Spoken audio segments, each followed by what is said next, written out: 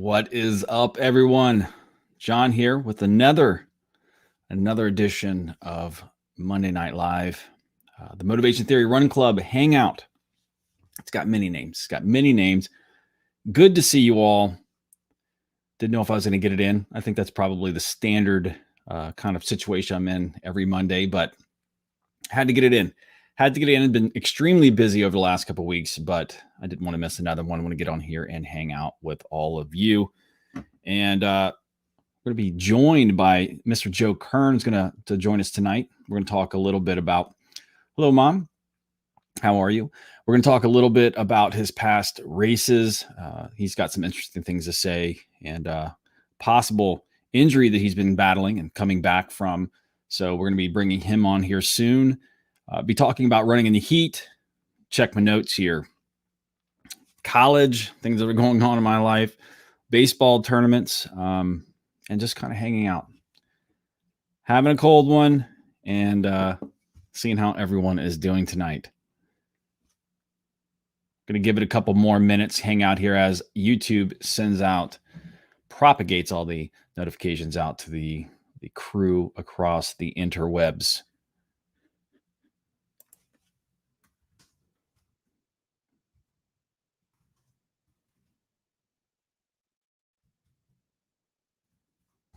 So, over the past, 3 weeks, I just did a video on this. We kind of started a little bit further back before I got my first Moderna shot. I decided to take off a week, kind of going into it, get the shot, give it a week, then hit running really hard. So I did that. Ran 80 miles back to back over 2 weeks. So 80 miles 1 week, 80 miles the next week, took a week off into my second Moderna shot, and then took a week off. And it actually, that second shot really nailed me pretty good. Hey, Positive 2, how are you? It nailed me good. And I didn't talk a lot about it. And if you didn't see the last video, you can go back and watch the video that's titled "What Happened to Me," because I started getting a lot of questions like, what is going on with everyone? Why aren't you making videos? Why aren't you running? Everyone's crawling through Strava. And honestly, I couldn't pin it down if it was the shot. And so I didn't want to kind of make a sensationalized video talking about, the shot and things like that, because I want people to kind of make their own decision on that. I don't want to politicize that. But I felt really, really bad for 2 to 3 weeks and just kind of laid low, ran some, tried to push through it. Didn't really stop. But I just didn't have the energy to kind of battle through and do the workouts that I needed to do. The motivation was way down. I think the allergies were kicking in. So it was a lot of different things that kind of kept me down. But I'm back and feeling pretty good. Hey, Joe, what's going on? Let me go through and check some of these texts in here.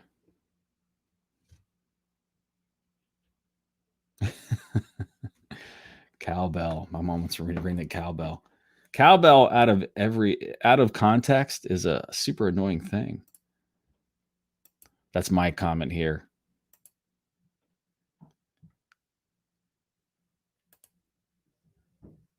Mr. Posner 2 is here. You've seen him. Joe Kern is here. Hey, Joe. Joe's going to be joining us here soon.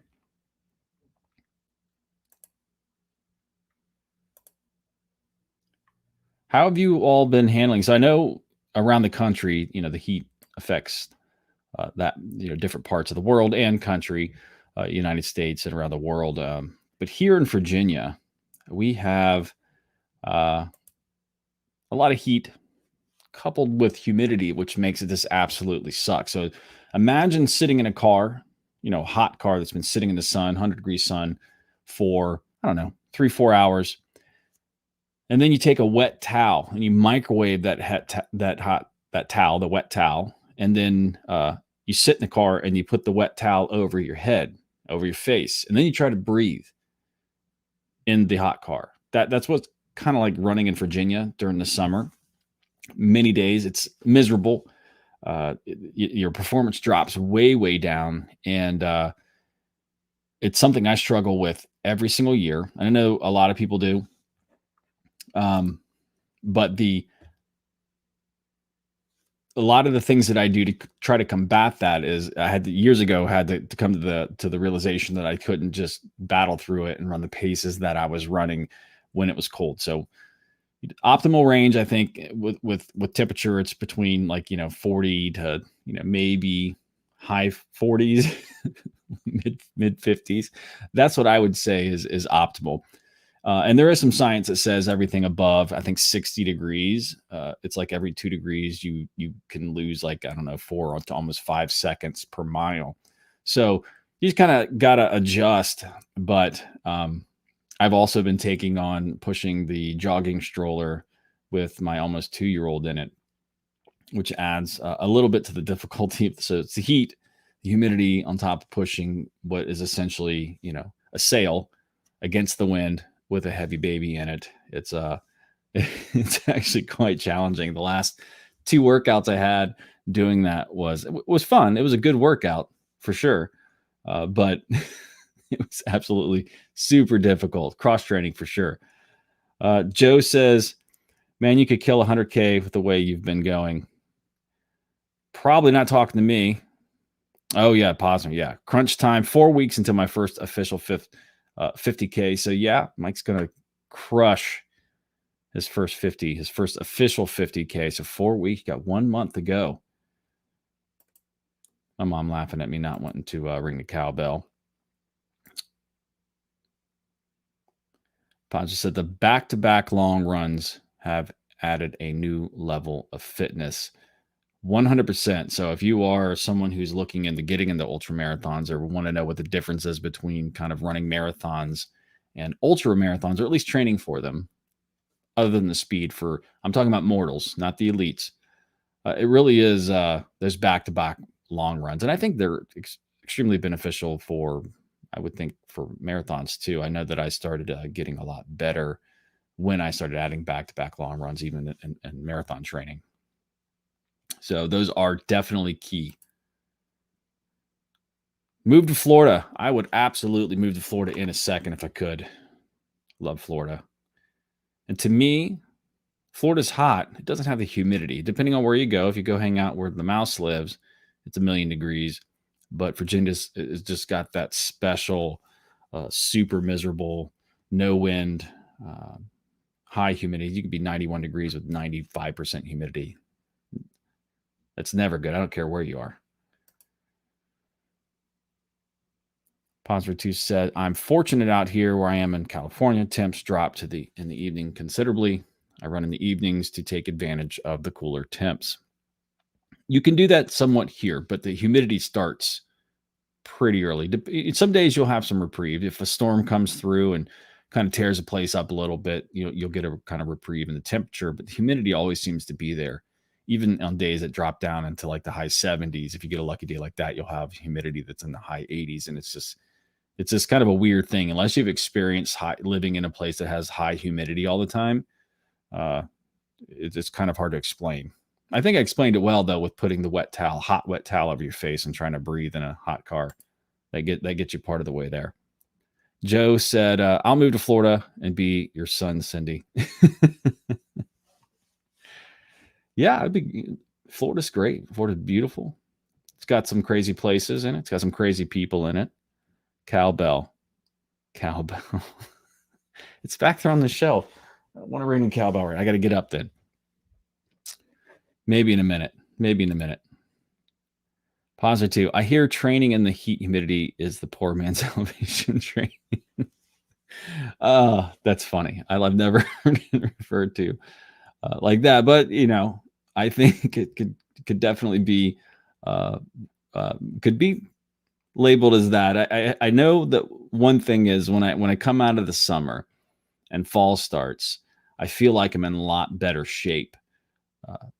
Not just because I've been training the whole summer, but that I've been having to train in such miserable conditions. And when the fall comes and the temperatures drop, it does seem like things obviously get a lot better. And I can't ever really pinpoint that it's because the temperatures dropped and your body just does better when the temperatures are cooler. Mine absolutely does. I could not do And that's one of the things that always makes me wonder if I could ever do something like the run through, what do you call it, Death Valley?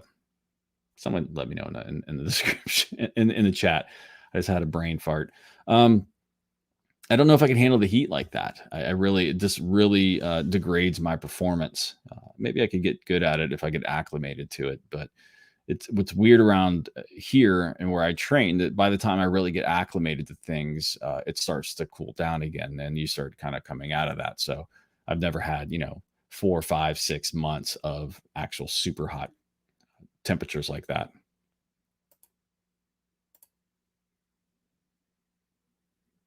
Bad water. There it is. Thanks, Joe. Absolutely bad water.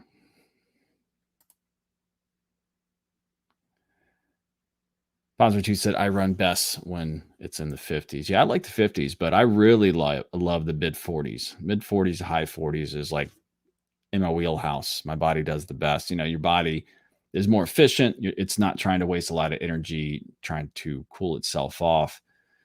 So that's definitely a really a huge benefit to doing that, to running in the cold. So if you live in a place that you're lucky to have these cold temperatures pretty much year round, good for you. Trying to read here where it says the formula here, what it says about the degradation of heat. One of the things that I do, and obviously one of the tips, my biggest tip is just kind of taking into consideration and just accepting that it's going to suck and that your performance is going to go down. I train more by heart rate during I train by heart rate year round mostly. I do get into times where I'm trying to hit a certain pace or a certain time, but when the summer comes around, I really try to concentrate on hitting the heart rate, or trying to keep my heart rate in the area that I want it. So I don't know how you all handle that, but that's what I do. Welcome to the stream, Neil. Good to see you. Morning from down under. What time is it there? It's 8:12 p.m. on the East Coast. So Australia, I can't even do that math. Neil, so running in Australia, is it hot all the time where you are? Do you get some reprieve with some cooler temperatures, or are you just running in desert conditions all the time? Let me go. Ring 10 a.m. Hold on. Don't go anywhere.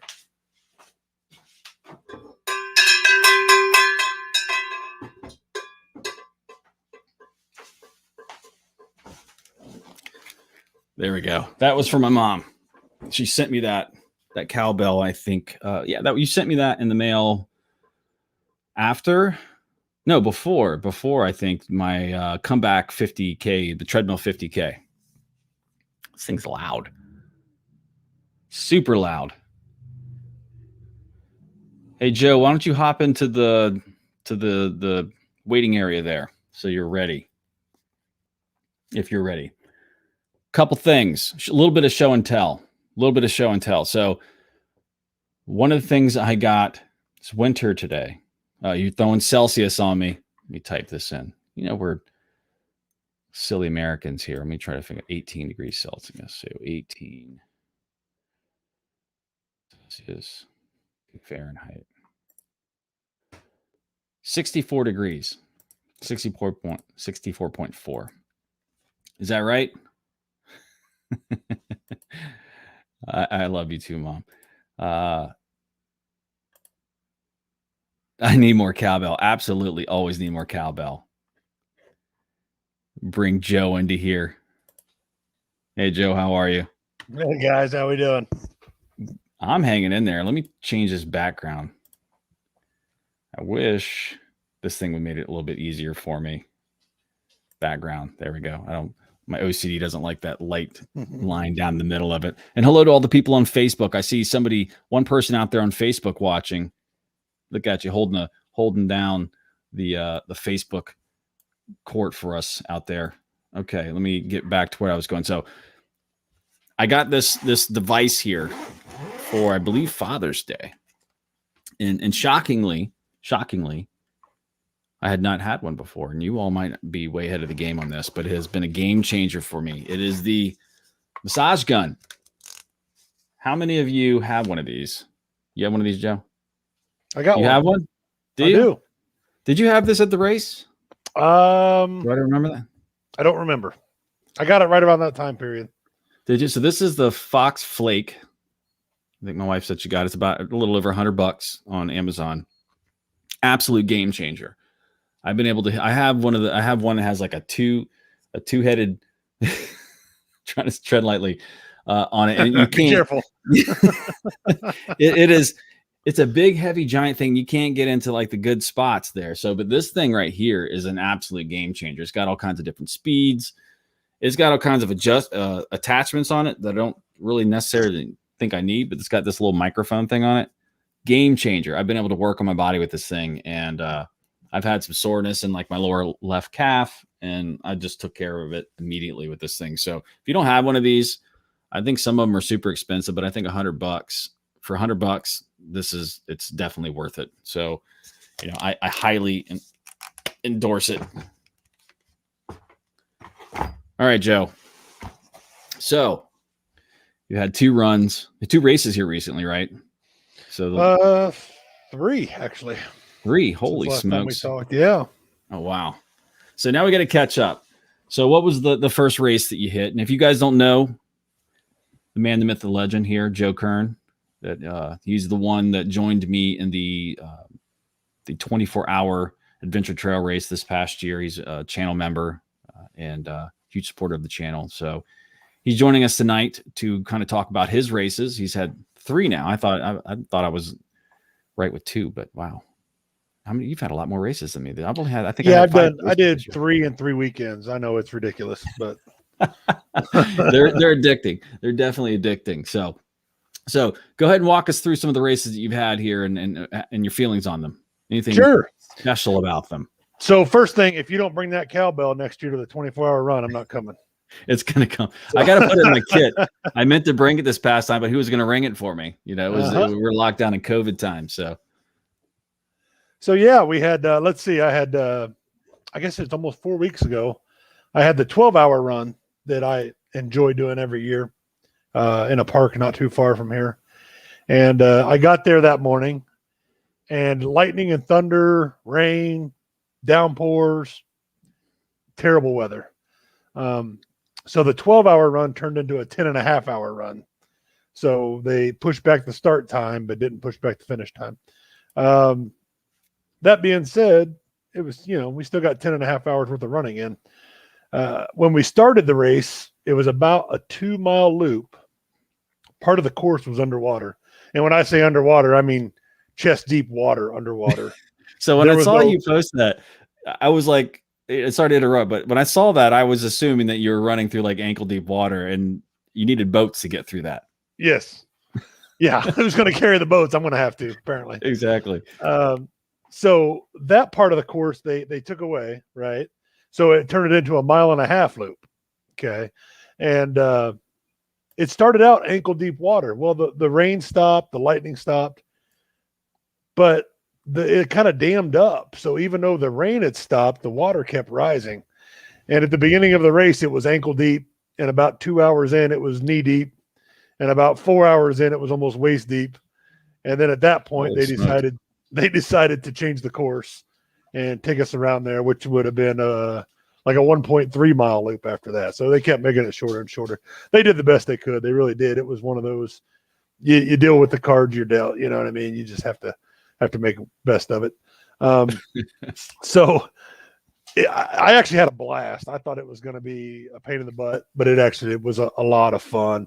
That water was cooling you off every time you ran through it. Now, granted, it was a quad workout like you wouldn't believe, running through that deep water.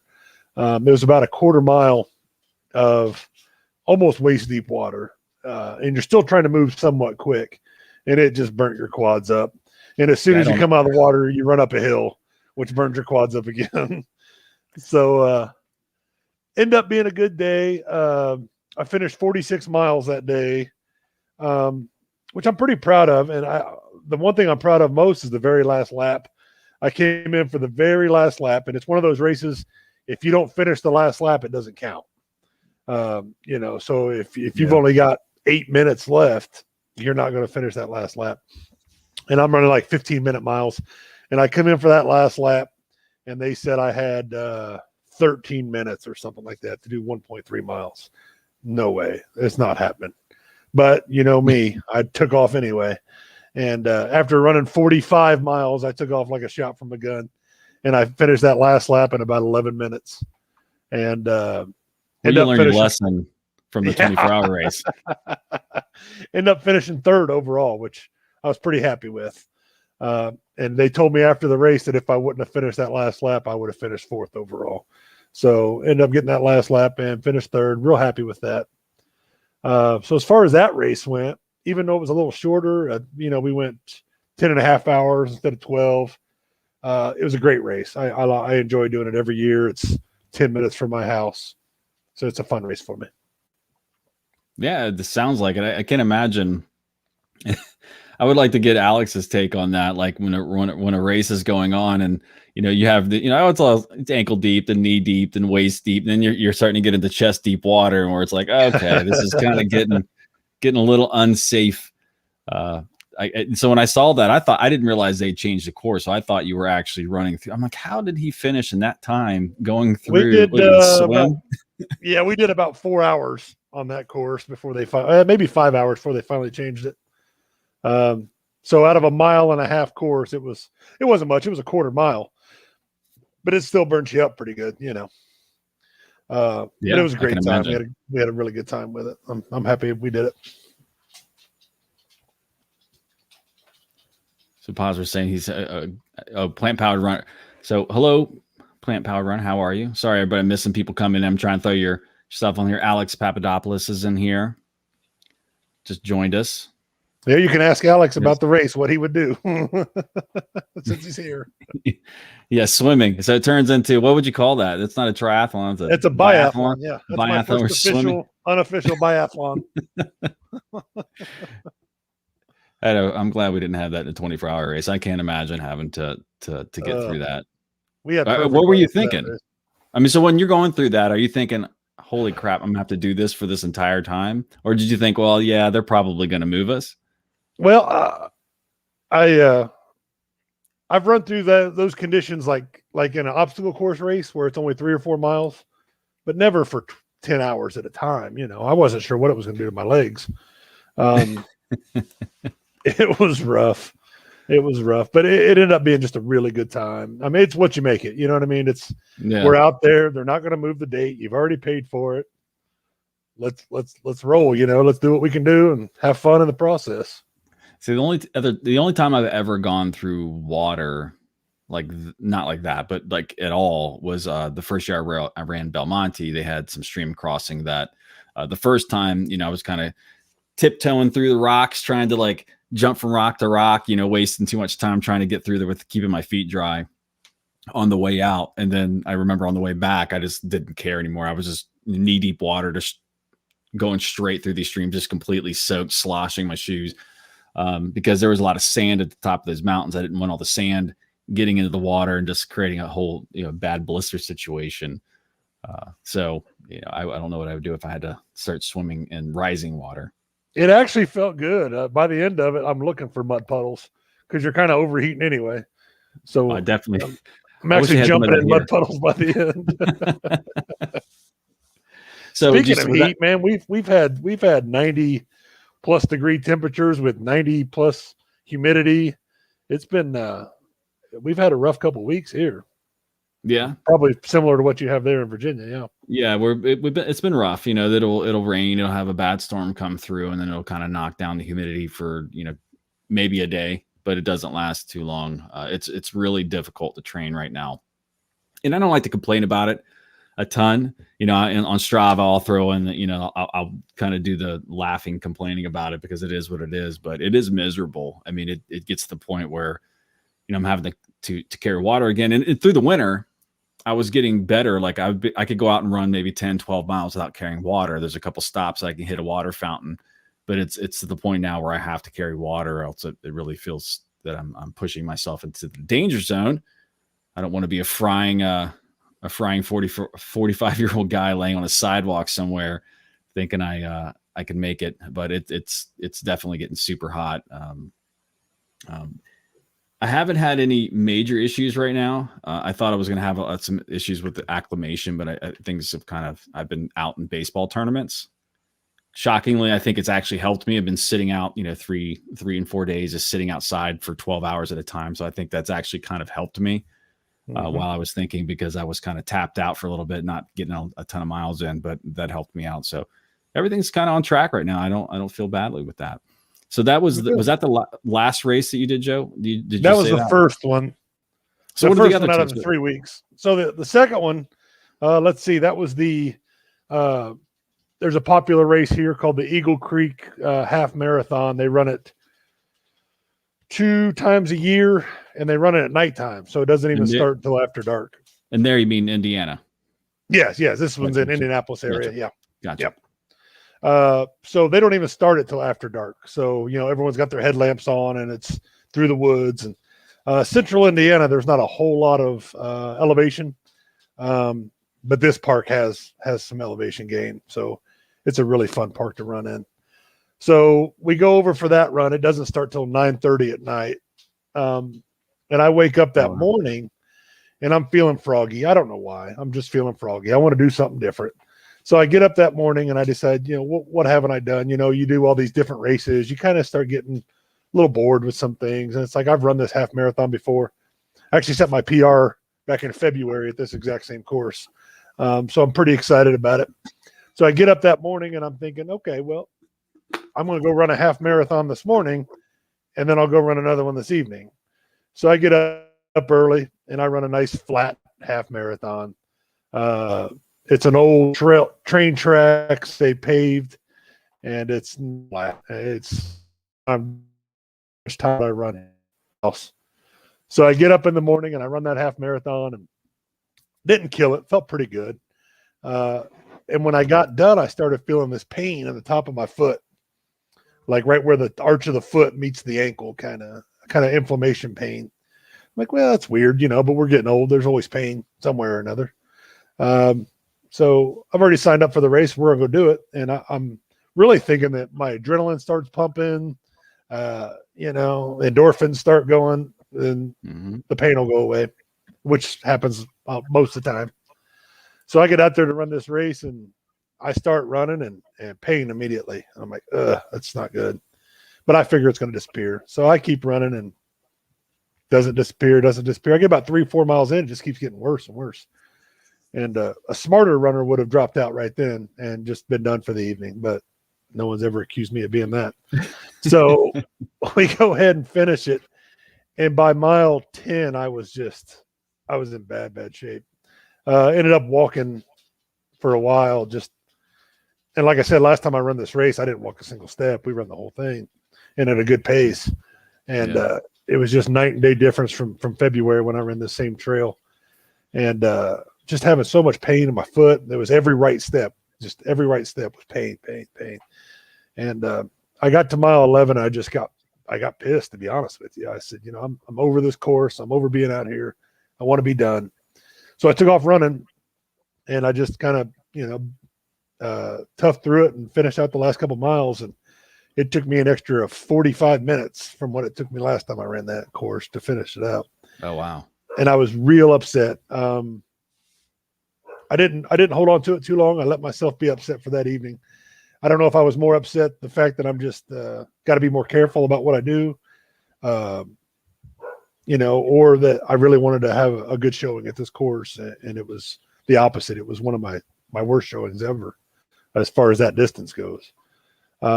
So I was having a lot of pain, and I went home that evening, went to sleep, woke up the next morning, and still there. It hurt to walk. I mean, it was really, really bad shape. So I wrapped it with ice and did all the things you're supposed to do with it. And all throughout the week, pain. And Wednesday came along. I said, I'm going to go try to run Wednesday. And I ran a half a mile and just couldn't take it. It was that painful. I was like, man, I'm in trouble.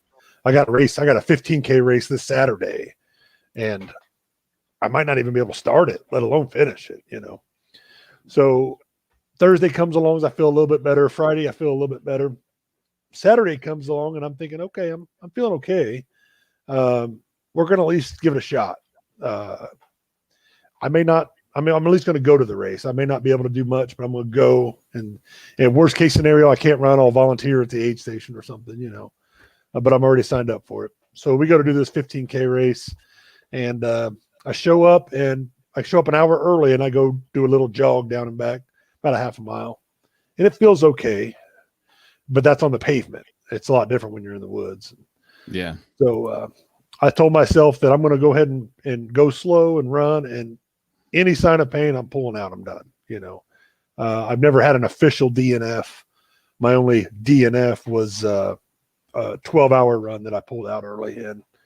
But this would have been an actual DNF, which I kind of take a little bit of pride in, and never have done that, but that's just me being me. That's silly. I understand that. Yeah. So I get out there, and I 12-minute pace, 12.5-minute pace, nothing fast, we get out there and end up being a good day. I didn't have any pain until about mile 8 of 9-mile race, So went ahead and finished it out, and did another run this morning of about 12 miles, and I'm feeling better. I'm not 100%, but whatever it was, I don't know if it was inflammation. I don't know what caused it, because it just came on out of nowhere on a real simple flat course. But we're just going to baby it a little bit and keep it iced and take care of it. I got big plans this summer, so I got to make sure I can run. Absolutely. Yeah. Those weird little pains and stuff that come in your feet and ankles and stuff like that. I've noticed that icing things and kind of also doing heat and Epsom salt soaks and stuff like that. This gun has done a great job too. Also working around all of those, all the fascia and the muscle that run down the back of the ankle. 'Cause, any kind of tightness or repetitive use injury type stuff that you get is just going to kind of hang around. And especially since we're not 20 anymore. I tell you one thing I learned with that gun, the one you were showing that looked like the foam foam ball, the one that's on it there. Yeah. I was having some Achilles tendon pain, and Kelly, who's a member of the show, was telling me to use that on my calf, which is weird how everything's connected, And I worked out my calf really good, and my Achilles tendon pain went away. So, yeah, I'm a big fan of those. I call them jackhammers. I don't know what you call them, but it's about what it is. I mean, I've done the same thing. So, like, just to show everybody, if you don't have one of these, I'll throw my calf up here. But like, I'll work like this muscle that runs from here to here, just up and down for like a long time, and I'll just dig this thing right here into the calf muscle and down the Achilles. I always have the same stuff after I started tightening back up again. And again, I run in all kinds of different shoes. So sometimes I'll put on a new pair of shoes, and that can cause a little bit of a weird thing, but it's got all kinds of other things in here. Like, I don't know where to stick that, but it's got some stuff in here. It looks like it's going to be really painful to put this jackhammer your body like this thing. So yeah, it's definitely a good thing. I'm glad, take it easy on that. 'Cause you do have the big run coming up. And when is that again? The big one in October is 95 days. October the 8th is my big one. The end of the month, I got 100K in Wisconsin. I'm going to go do July 31st. 100K. And then the big run across Indiana in October. So yeah, 95 days away, but who's counting, right? 95 days. Yeah. I'm looking forward to that. Got a question here. Neil said, any suggestion on the best headlamps or even using waist lamps? I've never used a waist lamp. Have you used I don't use waist lamps. I see people using them. My only complaint with the waist lamps, they seem like they bounce a lot more. I had a lady next to me in the race, and she had a waist lamp on, and it just seems like it bounced more than a headlamp would. Yeah, to me, the more gear and stuff you have to deal with, it seems like it's going to be more of a pain. I don't know. Maybe a waist lamp would be. I've seen the ones where they've had them on the ends of the shoes too, and I'm just I don't get that at all. No, I don't. Like, it's just too much. It's too much. So the headlamp I use, and I don't even know the brand. I don't even think I have my kit down here. It's out in the garage, but I have a kit that I had for the headlamp, my headlamp. Sorry, the headlamp I use is one I had for search and rescue, so it's a little bit heavier. Has a battery pack on the back. It's actually not one that you charge. You put in AA. So I like that currently because I don't have to charge it. And so there's one that I see Ryan Clayton use here. Let me try to share this. That I think is a good one because he endorses it. I've seen him talk about it because I've been hesitant of. See if I can share this here. Share screen. All right. Try to find here. Hold on one second. So this one right here is the Petzl Swift RL rechargeable headlamp, 900 lumen. Can you all see that? There it is. Can you see it? Mm-hmm. So I see Ryan using this one in his, and I've seen him have to put like multiple, like two, like in 100 milers and stuff like that for charging. I don't know exactly how long the batteries last. So I want to get one of these and test it. You can search. What's the price point on that one, John? This is not bad. This is $99. So that's actually, I think, it's not too bad. I would think. I use the Black Diamond, called the Black Diamond.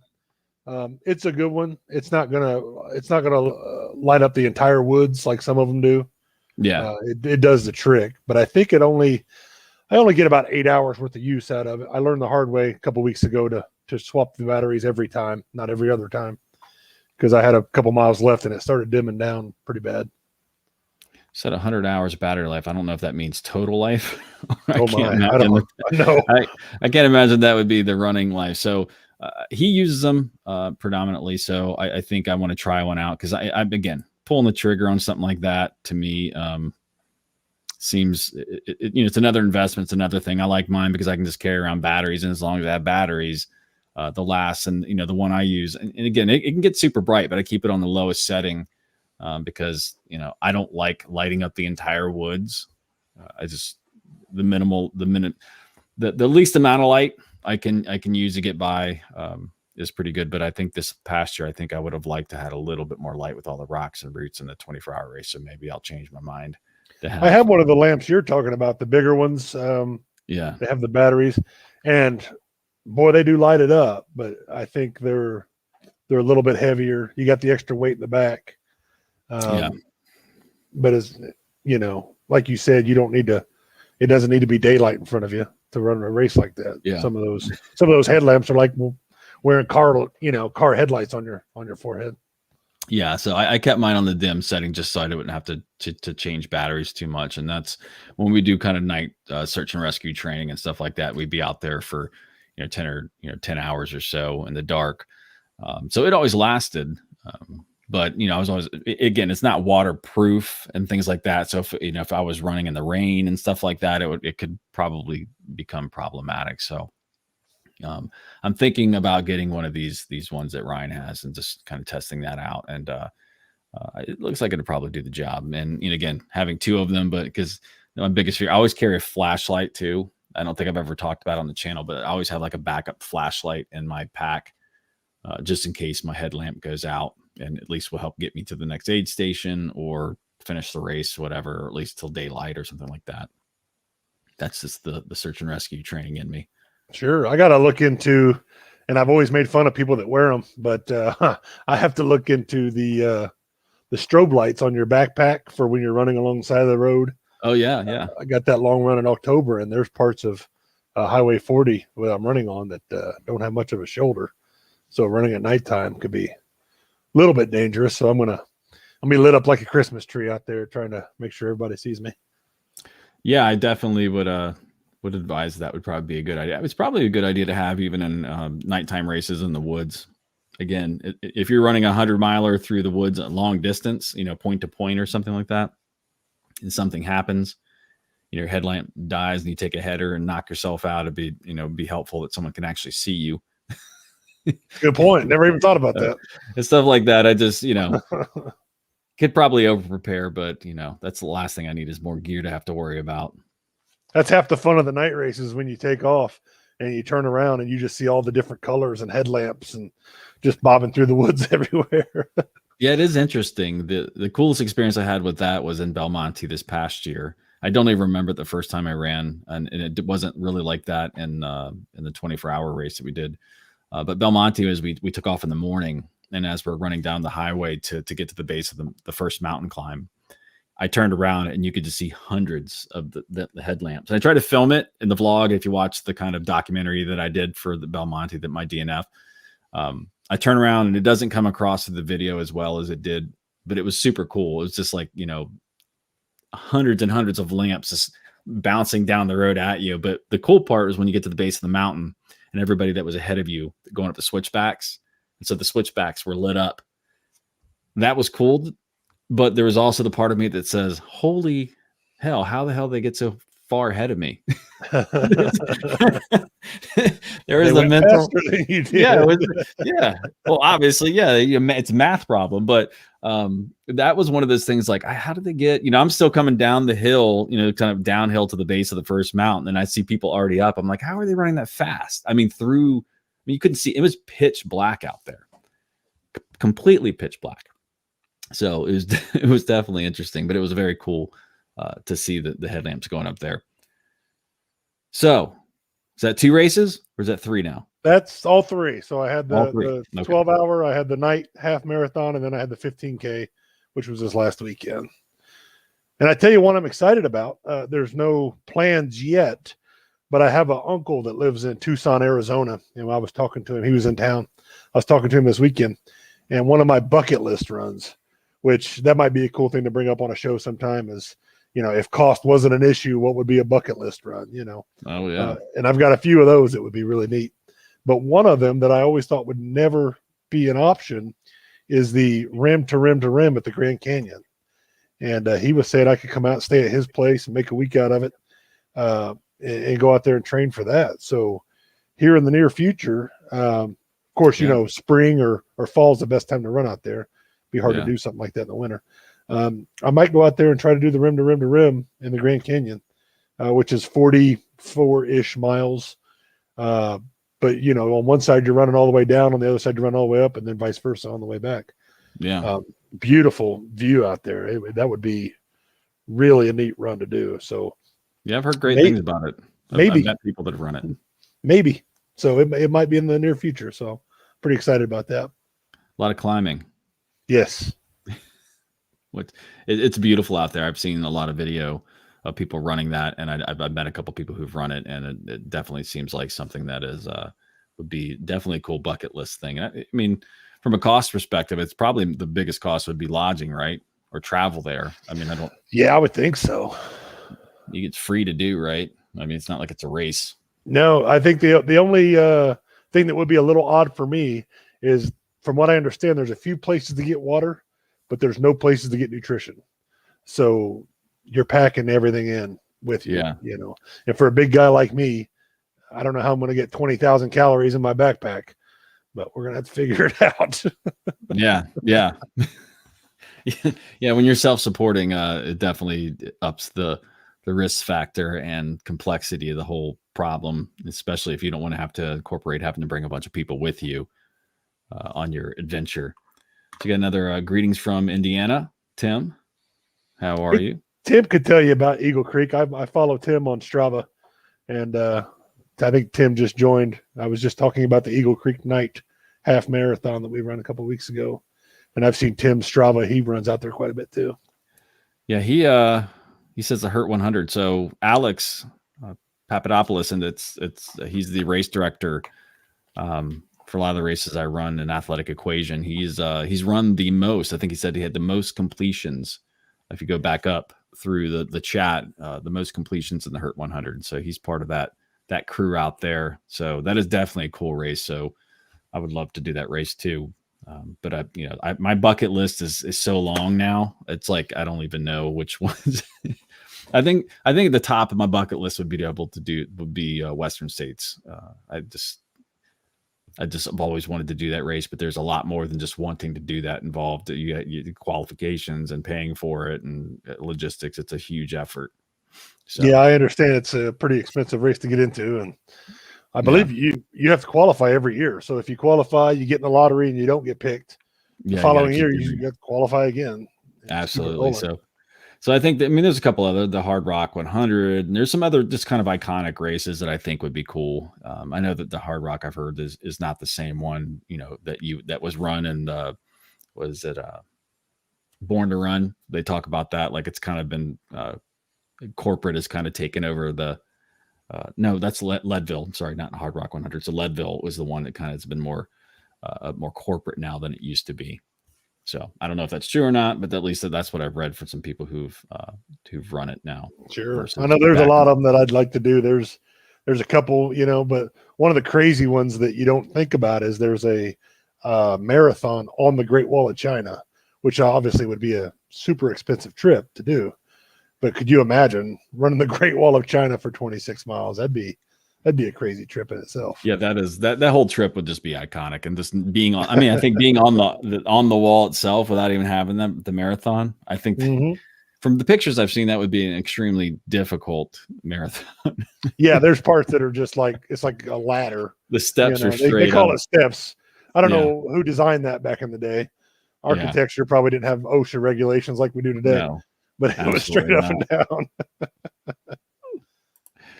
So Foster says you guys are pumping me up to get into the longer distance. Absolutely. Well, that's what ultra is about. It's it's what's the next thing? What's the further? I've been watching Mike's Strava here lately, and that dude could run 100 miles tomorrow. Yeah, he's been training with almost 50K runs, so he's gonna kill a 50K. He could definitely. His training runs are a lot longer than mine are. That's for sure. Yeah, he's definitely ready. The 50K is just going to prove that you can run 31 miles, which we already know you can. So you could absolutely, you're probably going to crush that in like marathon pace. And then if you just slow down a little bit, you could easily run a 50 miler with no easily at all. No doubt. Yeah, I think he could run a 50 miler tomorrow. Yeah. If you can run a 31 miler at the pace you could probably run it at, you could easily run a 50 miler. It's just a mental thing. You'll go through maybe a down spot at like the late 30s. That's what I always do in the 50 milers. Like when I hit like mile 38, 39, I kind of go through my second low spot of what the hell am I doing kind of stuff. But that's usually pretty consistent with me. I didn't have it this past year. When we ran the 24-hour race, my low spot was like almost immediate. I think we were like yours was one lap after mine. Yeah, it was like mine was like the second lap. I was like I didn't have enough calories in my system, but then I started just eating like a crazy man, and I was fine. I'm glad we didn't have it at the same time. That would have made for a rough race. No, if we would have both had it, we probably would have tapped out at the same exact time. We'd have been like, "This is ridiculous," and just go back and eat. Just make it an eating contest and save the running for later. Yeah, I tell you what, I talked to you the other day about it, but I think it's kind of cool to bring up on the show. A lot of times we fail at something and we think, oh man, we failed at that, or we didn't do as good as we could. But when you look at the big picture, when we did the 24-hour run, I was happy, but I was disappointed that I didn't do the full 24 hours. We did 21. And I know I held you back from doing that extra lap. You easily could have done that extra lap. But I said to myself, I really want to go out there and run it again for redemption. I want that whole 24 hours. And if I would have finished it this year, I wouldn't train all winter for that. So being hungry for that redemption for that race is going to keep me training all winter long instead of taking it easy during the winter. So it's a blessing in disguise that I left a little bit out there on the course. That way we can go back and tear it up next year. Yeah, next year my year's going to start off the same way. Probably the IC8, kind of warm up with an 8-hour interlupal race and towards the middle of Virginia, and that's a fun race. And it's whenever I talk about ultras being fun, you got to kind of put the air quotes around it. They're fun for people that have problems. Much funner to look back on than they are at the time. They're fun to think about and plan for, and then when you're done with them, they're fun. Like there are some fun spots, especially if you get to run with good people. So that makes it a lot more fun. So Neil asks, what races do I have coming up? So I had a difficult time remembering them all in this past video that I put up. If you didn't see it, I put the video up. I think it was this morning. It's been a long day. August, I have a 50K. It's along some an old abandoned railroad track. And in August, September. So I think I have a 12-hour, the 12-hour version of the interlupal, the 24-hour. This is just a 12-hour interlupal race. also in Virginia. October will be the Marine Corps Marathon. So I opted to not do the 50K in that and actually want to go out and try to see what I can do in a marathon, because the actual marathon is live this year. So I wanted to go out and to run that. And I'm excited about that. That's going to be my 9th running of the Marine Corps Marathon.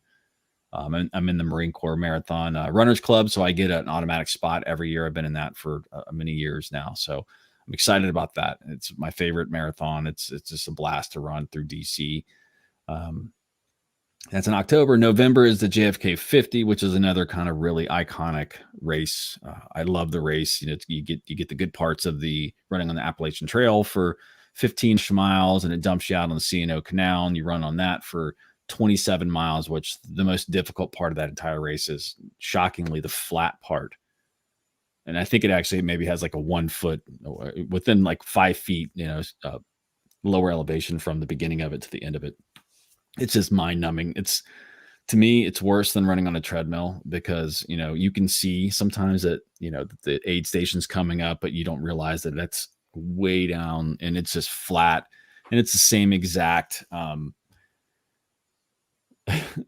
view the whole time. You're just weaving along the C&O Canal. It's beautiful, but it gets really boring. 27 miles. Just think about running on anything that's exactly the same for 27 miles. And then it dumps you out for 8 miles in the last part of the road. So that is my November race. And I probably will try to hop on one of these kind of, I guess they have what they call the fat ass races at the end of the year, where you kind of go out to the woods and they just kind of do an unofficial run with a bunch of people. That's every race I do, John. It's fat ass race. Exactly. Same here. So maybe I'll throw one there, and then again, I'll start my whole race thing over again with the IC8 and the 24-hour race and probably Belmonte. And I have a bone to pick with Belmonte next year. I've completed it once, DNF'd it once, and I think I want to go back. That's one I actually took a huge chunk of me. You talk about, when you run an ultra, it's like almost like you give a part of yourself. No matter how successful you are, it's like an ultra takes a little bit of you.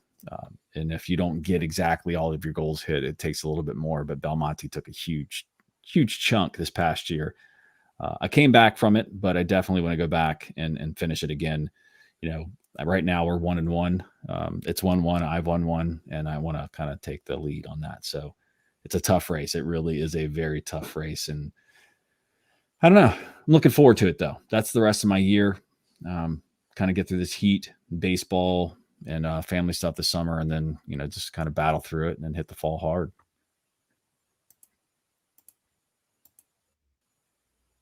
And Joe, so do you have any else? I mean, so is your year getting wrapped up with the run across Indiana? Is that like what you had planned? So let me ask you this, because I got run across Indiana on October the 8th, and there's a half marathon on October the 2nd. You think that's too close together? You think 6 days is enough recovery time before that big run? Or you think I should stay away from it? What is it? Half marathon? Yeah, half marathon. So this is how I think about that. 6 days prior.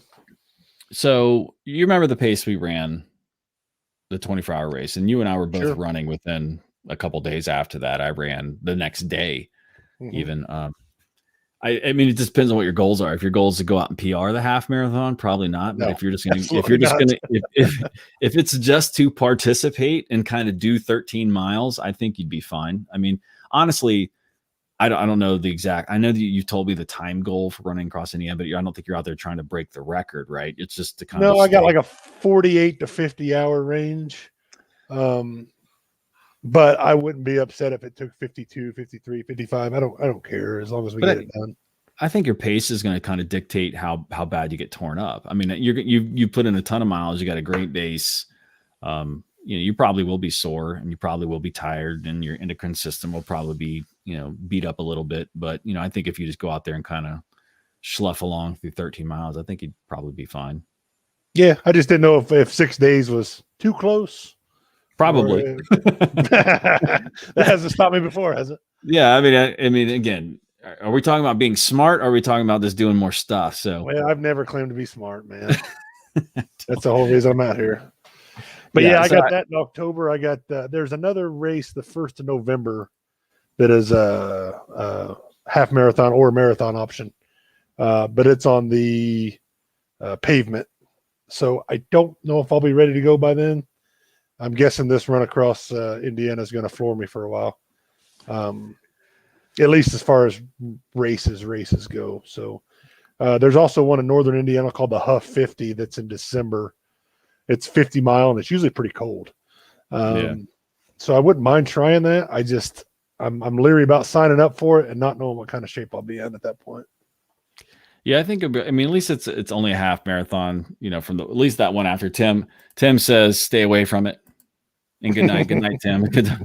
See, the smart thing, and again, whatever your goal is. So if you could kind of do a shakeout run, you could do 12, 13-minute miles and just kind of slough through it and just kind of get back into things. But I think probably the biggest part is going to be kind of the endocrine system. You're kind of getting up and what do you think? How many days? 2, 3 days? Be 6 days out from the time I did the half to the time I started the.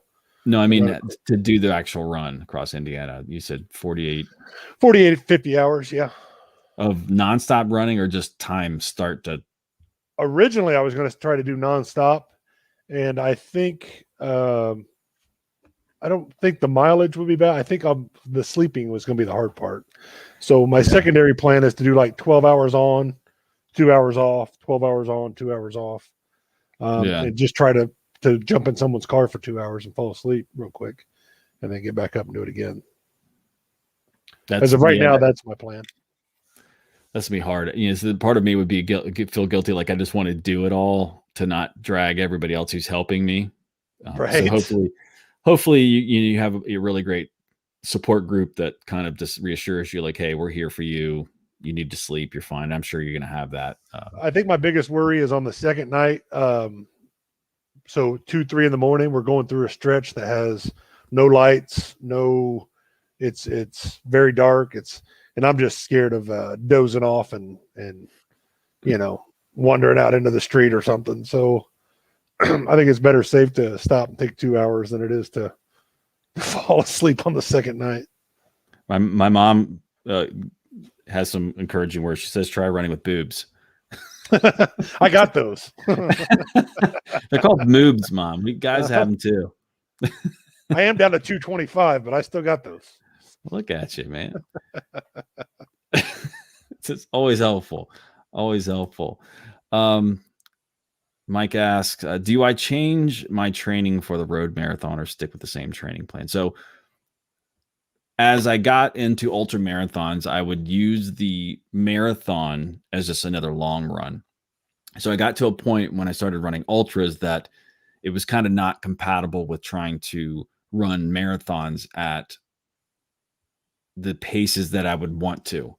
So like if I wanted to continue to get faster in ultra or marathons, I was still building my base in ultra. So or for running ultra. So I didn't run the same. So when I started doing back to back, so basically what I would end up doing is like, I think JFK ended up being my big goal in November. And if I just went out in October, late October, because it's late October, it's probably 2 to 3 weeks. I can't remember exactly the distance between the two, but if I went out and just absolutely blistered the Marine Corps Marathon, it would probably wreck me for the JFK 50. So I would just slow down, run a 4.5 to 5 to 5.5 hour marathon. Just go out and just run it, enjoy it because it's a beautiful thing. It's super awesome to run, and I just I love the atmosphere. So to answer your question, yeah, I just typically will just kind of always lean towards your training for ultras instead of actually training specifically for the marathon, and that will be the same thing this year too. I'll be more aiming towards trying to train towards the JFK 50. So for those of you who are wondering, so like JFK 50 is the goal. Every race that's coming up to the JFK 50 is just a race that I'm doing to do. JFK 50 is the goal race. It's the same with the 24-hour adventure trail race. That's the goal race at the beginning. So my spring race, that's what that one is. So those are the kind of the two pillars of my year. And everything else is just kind of, extra. And because I like running races, and I'm going to throw 100-miler here. And I keep saying it eventually, probably next year, I'm going to throw 100-mile in here. So I don't know what it's going to do to my year.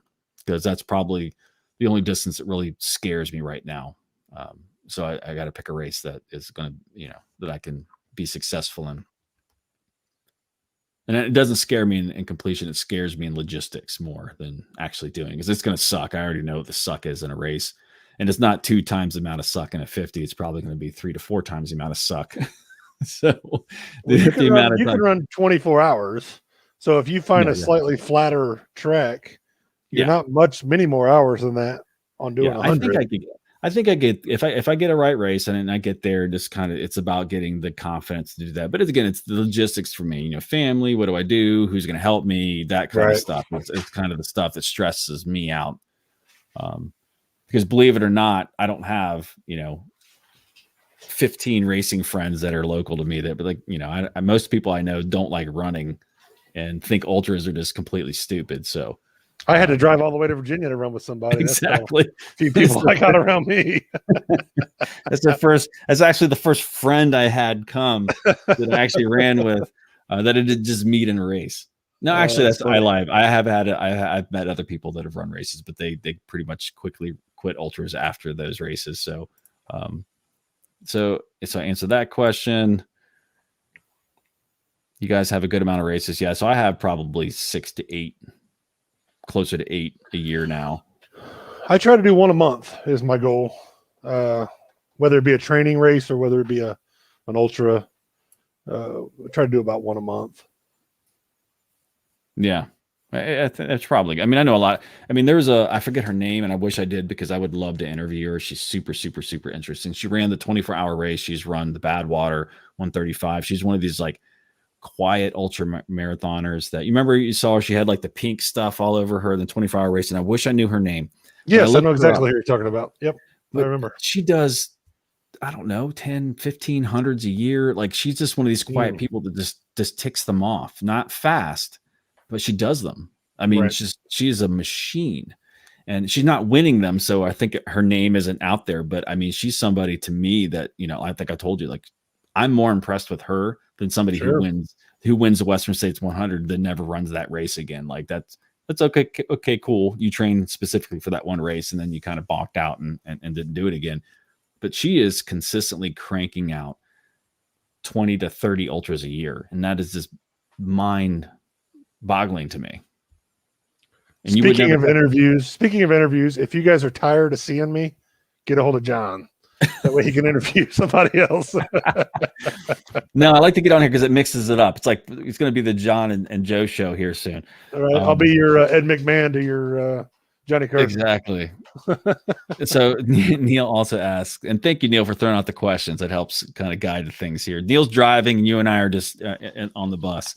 So Neil asks, how's the diet going with you both? With all these races, would you need to pack and the cows and training? So personally, I'll let Joe speak for himself.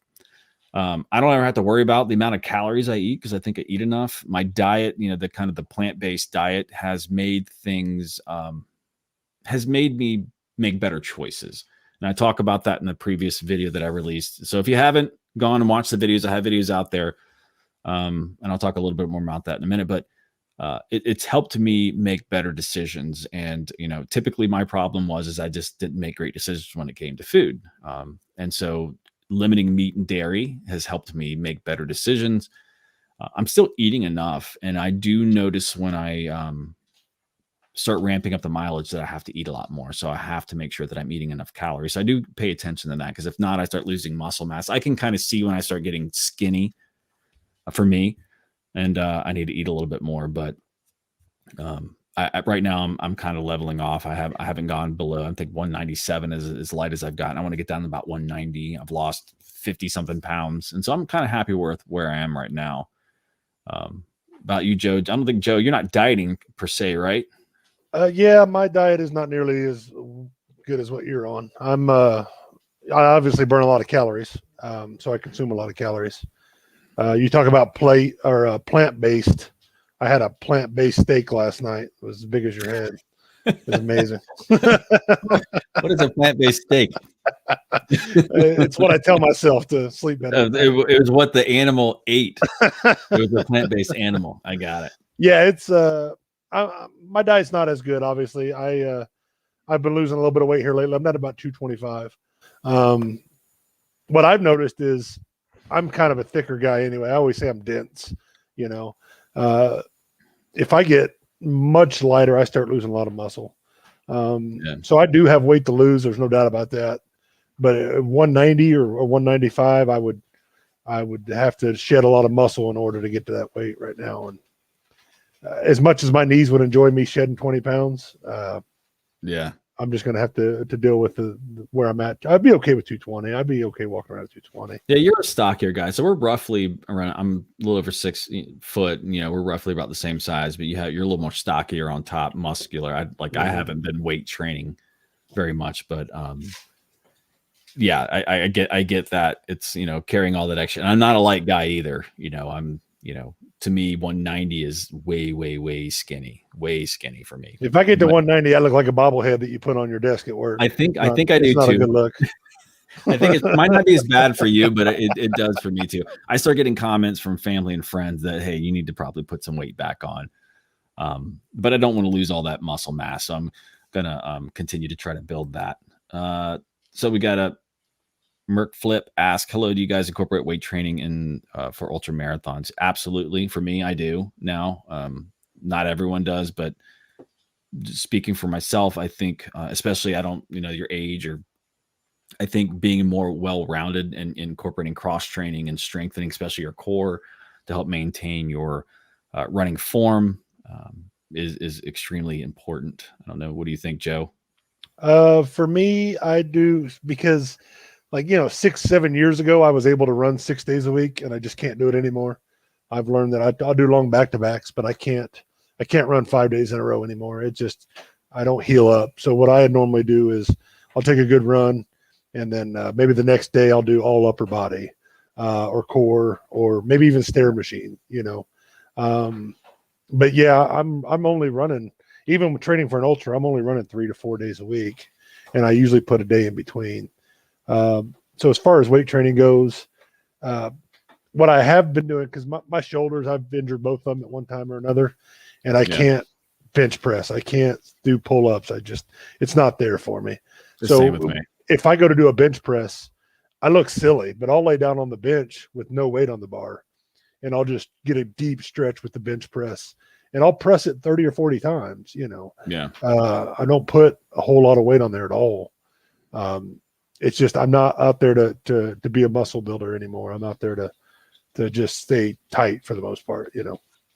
Yeah, and I have back problems. I have a herniated disc in my lower and upper back. So strengthening my core, my back, my shoulders. I don't think it will hurt anybody. I think being a well-rounded athlete, you know, my mom's a yoga instructor, so she'll probably tell you maintaining your flexibility and your strength through your entire body is only going to make you a better athlete. It's never going to hurt you. I tell you what, yoga is one of the most underrated things we can all do. I was doing 1 hour a week of yoga, and that was helping. So I can't imagine if I could do it. And granted, me doing yoga is, I mean, you could put a video out on that. You get 1 million views on it. I'm the same way. I don't do the downward dog. I do the flat whale, beached whale, you know. Even in super good shape, she goes and kicks my ass. I go to one of her classes. Yeah, yoga's tough. I mean, maintaining that little bit of stretching, man, that just deep stretch really it helps climbing hills, because my hips, I get really tight hips, you know. It opens those up, and it just it makes everything easier. I wish I could do it every night of the week. I could, honestly. I mean, I don't call it yoga, but I'm doing yoga stretches. So I do the pigeon pose. Goggin stretch is what you call it. I mean, I do a ton of stretching now. I mean, with the foam roll, I'm doing the pigeon pose. I know that they're all yoga stretches, so I don't consider, because I'm not like mindful about it. It's not like an event of kind of calming myself. It's just kind of like I lay on the floor and lay in pigeon pose, stretch out my hips. I'm the same way. You get tight lower back, tight hips from sitting at a desk too much. I have weights back here, a free weight, so I can't bench. I can't do pull-ups in the same way. I've injured my shoulders way too much. Push-ups are even hard for me sometimes because of the damage I've done playing football into my shoulders. So, you know, a lot of full body exercises and stuff like that. You know, I think we beat this up quite a bit, but to answer your question, absolutely. If you're asking non-elites to answer But I guarantee you, anybody who's an elite ultra marathoner or marathoner or runner is incorporating some sort of strength training. They're not out there to get bulked up, because that's what most people think of when they think you're exercising, your weight training, that you're trying to bulk yourself up, and that is just not the case. That's not what I'm doing anymore. Except Joe. Joe's trying to bulk up. Not right now. Just kidding. So I think we got all the questions there. If you guys haven't seen, Joe, did you see the shoe they sent me? Mizuno? I saw it. You want to know something interesting? I just bought a new pair of shoes this week. I'm a Brooks guy. I love Brooks. I love Brooks. And I have been for, I used to be an ASICS guy, and I don't know if they changed or I changed, but I switched over to Brooks Ghost is what I normally wear. And I bought the new 14s this week. And I love them, don't get me wrong, but they changed them just enough to where, I got a bunch of the 13s and they were great. And the 14s are good. I don't know what's different. They're maybe a little tighter or whatever, but we're going to break them in. They'll be fine. So if you like the Ghosts, this is the brand new. I don't even think it's released yet. They're not selling yet. So this is the Mizuno sent me this. They sent me the cool one. This is the kind of the Peachtree edition. They do that race every year. So this is super patriotic. This is the Rider 25. So it's a neutral shoe. I got to film this tomorrow, the review on this tomorrow, but this is comparable to the Ghost. Do you have any pinching in the center foot at all? No, that's usually the issue I have with certain shoes. They tend to pinch in the middle. This is the Rider 24. It was a lot stiffer shoe through the midsole. This shoe is a lot more flexible. It's got the Mizuno inner Z foam, as they call it, through the entire midsole. It was only in the heel wedge in the previous version. So I didn't love this shoe at the beginning. The Rider 25, again, this is a neutral shoe because it was a little stiff. So I got a little bit of slip and I had to do the lace lock on it. This shoe is the softest shoe I've ever run in. And I've run in the Mizuno Horizon 4, Horizon 5. So, $160 plush shoes that are heavy. I love Mizunos. If you watch this channel, I'm running in Nike. I got the Nike Pegasus. So I got quite a few shoes in the workout, but this is probably the best, softest shoe. I'm going to say the best because it's just depending on what you like. I love the Horizon 5. I love the Inspire, but this shoe is super light. It's the 9.5 size is under 10 ounces, like 9.6 ounces. So I'm assuming that the size 11.5 is probably close to about that in the same in ounces. But it's a great shoe, and I need to try the Ghost. I don't think I've ever run in the Ghost, but this is the comparable shoe to the Ghost.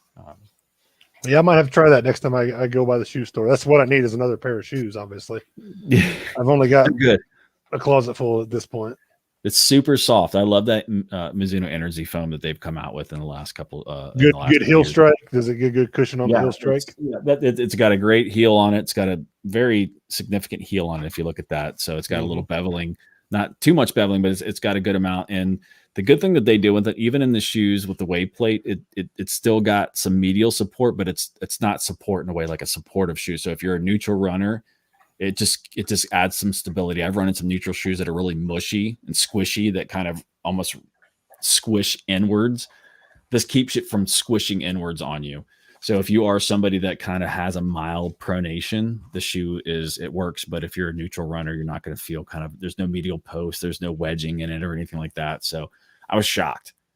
Absolutely. I put the shoe on and it's super light compared to all the rest of the shoes I run in. But you could tell as a guy who's, not light, you could start seeing a little bit, and this is 40 miles. It's getting a little bit into the foam right there. So I'll talk about that more. That was just for you all on the the live stream. More shoes than my wife. Apps. I don't know. My wife dislikes buying shoes. Not even. I definitely have more shoes. 100%. I just said Brooks has a crazy looking shoe coming out next month called the Aurora. Fat ass race. Exactly. Jordan Crandall's, what is your favorite race distance? Have you done a race over 100? Would you ever think of doing one? The farthest I've ran is 100K or over 100K. Joe's done 100. I would love to do 100, and I would love to do over 100. What about you, Joe? I enjoy all of them. Actually, my favorite race is half marathon. But Yeah. you get there, knock it out, get home, get something to eat. Yeah, I've done 100 miler, and then this year, of course, we got that 165 miler we're going to do. That is, I don't know if you consider that a race. That's more of a run. But there is a race across Florida. Your mom's still listening. She might be interested in this. And it starts in Clearwater area and goes to St. Augustine area. And it's 200 miles. I think my mom saw that race this past year. You get 3 days. Yeah. And the aid stations are about every 20 miles apart. There's only 11 aid stations over 200 miles. And some of them have cots, and you got 3 days, 60 hours, whatever it is, to finish up. And the last 6 miles are on the beach. So that'd be kind of cool too. That is a cool race. Yes, I have more shoes than my mom. That's not even all the shoes I have. I mean, I got shoes back there. I have 20 something pairs of running shoes stacked all around. Some I don't even run in. There's some more over here on the shelf. So yeah, I think my mom called me, and I think that race was going on because I went and looked it up, and she'd said she'd seen some people at nighttime out in the middle of nowhere in Florida, like running with headlamps or something like that. And I said that. Yeah, they do. The cool part is, they give you the aid station. They give you a map, like an old school paper map. I think I could be wrong. They could have changed it by now. And you're pretty much. I mean, there's not hundreds of people in this race. There's 30 or 40 maybe. So you're going to get separated. So you're going to spend a lot of time by yourself, and that sounds interesting to me. Yeah, I would love to do that race, and I would love to do the kind of event race like you're talking about, like your run. The 165 miler is Joe's run across Indiana is kind of a fundraiser thing, personal achievement thing, not a race. But I would love to do that too, like run across Virginia, run across the state. Like, to me, run for a month, just get up every day and run, and somebody follow you in a van. Like, there's nothing cooler than that sounding to me. Like, I would love to do that. Just somebody, you got to find the people who are willing to do that for you.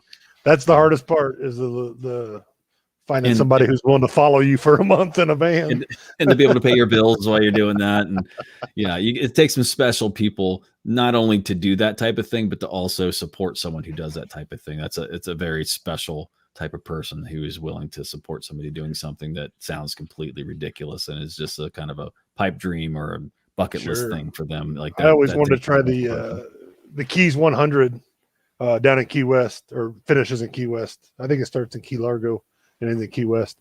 And I think it's like 103 miles, 104 miles, something in that range. And you have to have a support vehicle follow you the whole time. There's no aid stations. So that would be, you're asking a lot of somebody to slowly drive for 24 hours and just follow you the whole time. Absolutely. Well, I think that's it for the questions. Oh, we got another question. Hold on. That's a good one. Jordan, you come in with all the really good questions here, like an interviewer. What is the hardest low point you've been at in an ultra race that you have successfully climbed out of, and how did you do it? I'll let you take one, Joe. Go first. Let's see. I think all ultras have a low point. That they do. Just a matter of how low you want to get, that 24-hour that we did, I hit it pretty hard. About 3 a.m, I was in bad shape. I don't know if it was the travel the day before to get there or what, but usually I can stay up 24 hours, but that one, for whatever reason, I think that's the first time I ever fell asleep while running. It just wore me out. I was, so that might be the lowest point I've hit during a race. Because the 100 miler I did was not nearly as grueling. So I'd say that the race we did together was probably the lowest point I've hit. Yeah, travel beforehand is definitely difficult. The lowest. Next year, I'm coming in an extra day early. Yeah, that way I can just hang out, go see DC or something. Yeah, next year, if you're around and you want to do a cool 24-hour race that has other distances, an 8-hour, it was an 8-hour they had some other 100K. They had 8-hour. Okay, 50, I think. Yeah, they had some other races. So yeah, we're gonna have a party next year. We're gonna have a Motivation Theory Run Club party. We're gonna set up a tent and do it up big next year. So that's what month was that, Joe? That was April. April. So it's going to be probably around the same time period. So if you're interested in doing that, that'd be fun. So my lowest point, it's definitively was in Belmonte, my first ultra. I stood at the base of the last climb of the mountain and just completely wrecked, dehydrated, ran out of water, and was at the point where I was sitting on the trail in tears, not bawling, but just completely defeated. Like, how am I going to get out of the woods? I don't know. I hadn't seen another person for hours. And my family was there. Not only was my family there, but when my childhood best friend and her husband and her kids and her parents had come and they'd supported me. And I just completely bonked, and it was the lowest point I could possibly feel, as feeling like I failed, feeling like I was failing everyone else, actually feeling in trouble because the temperatures were dropping, because I wasn't close to anything. It wasn't like I could tap out and be like, all right, come get me. There was none of that. I had to get out. You know what I mean? So like being scared to know that I still had at that point probably 7 miles to get to anybody who could even help me. So it's not a point where you could just tap. I was sitting on switchbacks, probably had a 1,400 foot climb just straight up in Virginia in the mountain. Like, it was straight up. I had a pity party for probably about 2 or 3 minutes. Hardcore one, and just got back up on it and pushed through it and ended up finishing 52 point something miles. And that was probably right around mile 40 something. And it was the lowest point I've ever felt. The second lowest point was at Belmonte again, which actually it won because I was injured. But that was more of a low point of knowing what was inevitably going to happen. So all ultras have low points. The longer you run, the more they're going to be. 100 milers are going to have multiple ones. And the biggest part about ultras is you need to know that they're going to come and know how to deal with them. That your body's lying to you, your mind will lie to you unless you're injured. I think that's important. Most people DNF.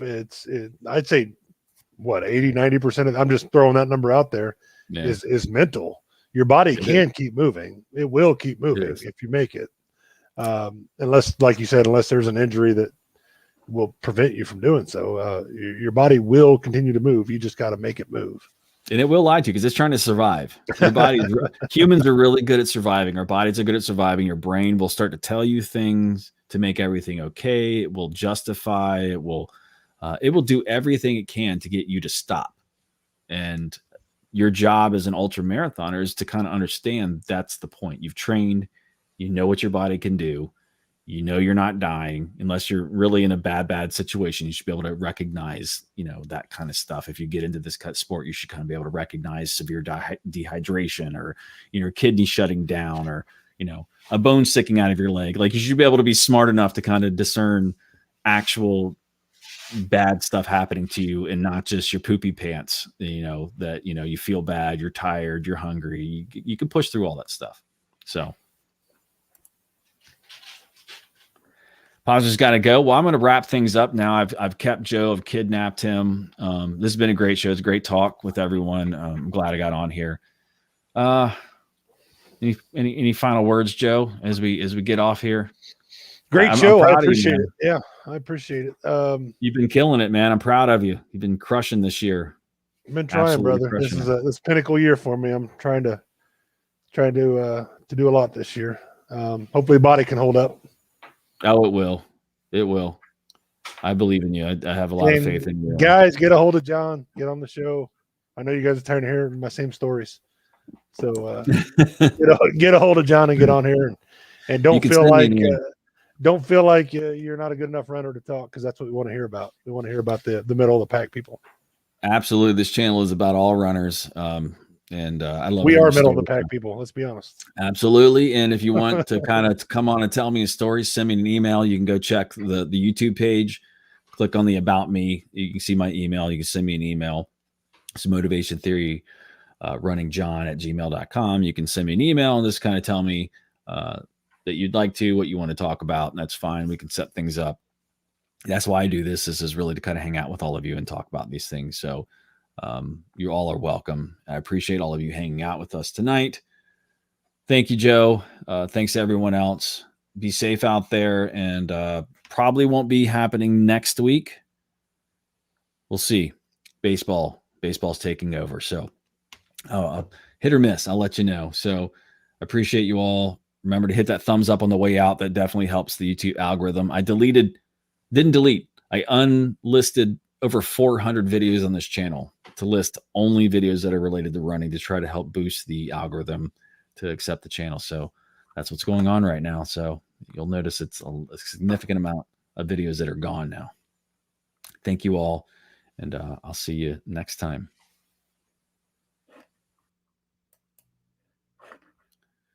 And I'm getting there.